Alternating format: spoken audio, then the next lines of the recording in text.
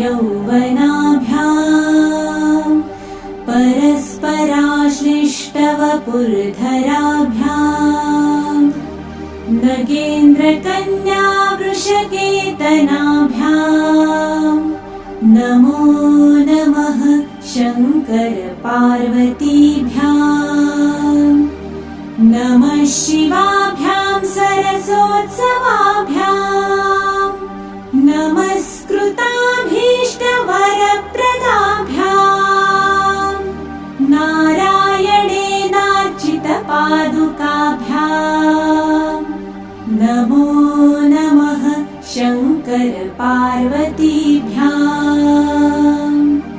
नमः शिवाभ्यां वृषवाहनाभ्याम् विरिञ्चि विष्णु इन्द्र सुपूजिताभ्याम्।